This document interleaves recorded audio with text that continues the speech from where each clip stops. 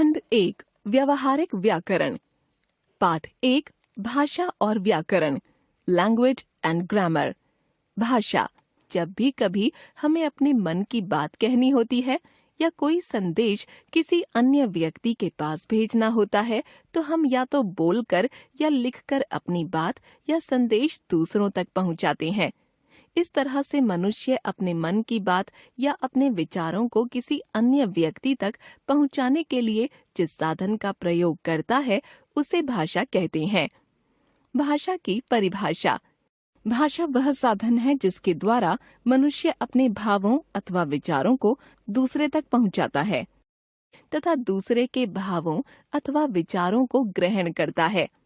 कभी कभी हम अपने विचारों को दूसरों तक पहुंचाने के लिए तरह तरह के इशारों का भी प्रयोग करते हैं। कक्षा में अध्यापक छात्रों को चुप कराने के लिए मुंह पर अंगुली रखकर चुप होने का संकेत करते हैं।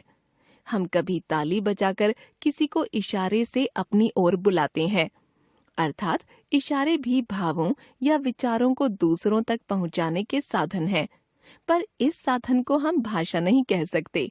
भाषा का संबंध तो मनुष्य के मुख से उच्चारित होने वाली ध्वनियों, उन ध्वनियों से बने शब्दों तथा वाक्यों से है, जिन्हें या तो व्यक्ति बोलकर प्रकट करता है अथवा लिखकर।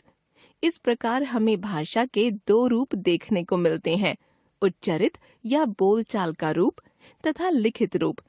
इन्हीं रूपों को क्रमशः उच्चारित भाषा या मौखिक भाषा तथा लिखित भाषा कहा जाता है। उच्चारित भाषा, स्पोकन लैंग्वेज। भाषा का बोलचाल वाला रूप ही उच्चारित भाषा है। उच्चारित भाषा या मौखिक भाषा का इतिहास बहुत पुराना है।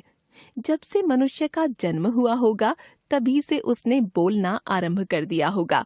उच्चारित भाषा ध्वनियों पर आधारित होती है।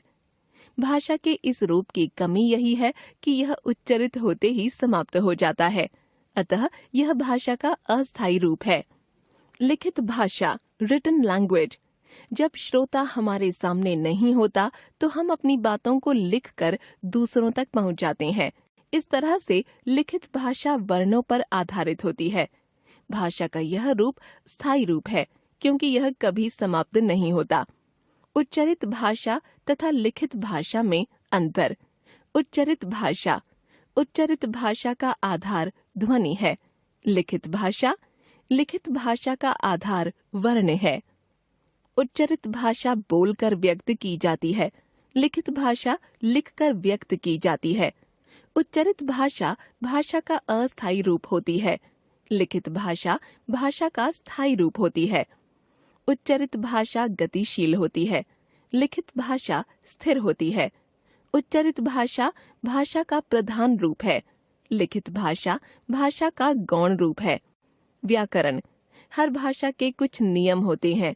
इन्हीं नियमों को ध्यान में रखकर हम उस भाषा के शुद्ध तथा अशुद्ध रूपों को निर्धारित करते हैं।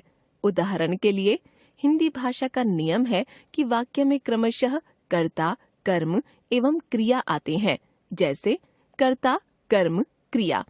बच्चा दूध पी रहा है, लड़कियां अखबार पढ़ रही हैं, माताजी खाना बना रही हैं। जबकि अंग्रेजी भाषा का नियम इससे भिन्न है। अंग्रेजी भाषा में पहले कर्ता, उसके बाद क्रिया और अंत में कर्म आता है, जैसे कर्ता, क्रिया, कर्म। The child is drinking milk.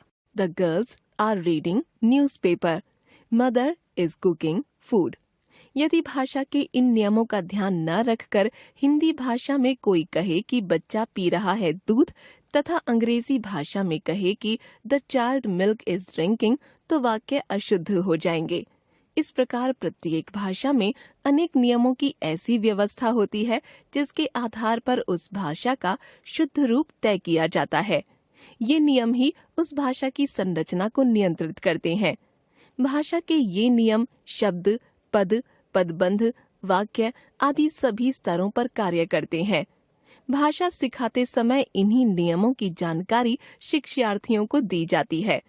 भाषा के नियमों का अध्ययन जिस शास्त्र के अंतर्गत किया जाता है उस शास्त्र को व्याकरण कहते हैं। व्याकरण के अंतर्गत नियमों का अध्ययन प्रमुख रूप से 3 शीर्षकों के अंतर्गत किया जाता है: वर्ण विचार, शब्द विचार तथा वाक्य विचार। व्याकरण के अंग: वर्ण विचार, शब्द विचार, वाक्य विचार। हमने सीखा, भाषा वह साधन है जिसके द्वारा मनुष्य अपने भावों या विचारों को दूसरे तक पहुंचाता है। इशारों द्वारा किया गया संप्रेषण भाषा नहीं कहा जा सकता। भाषा के 2 रूप होते हैं: उच्चरित या मौखिक भाषा तथा लिखित भाषा।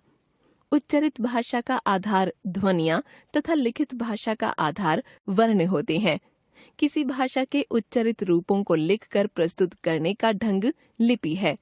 देवनागरी लिपि में हिंदी, संस्कृत, नेपाली, बोडो, मराठी आदि भाषाएं लिखी जाती हैं।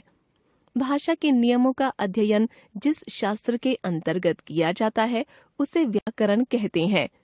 व्याकरण के 3 अंग होते हैं: वर्ण विचार, शब्द विचार तथा वाक्य विचार।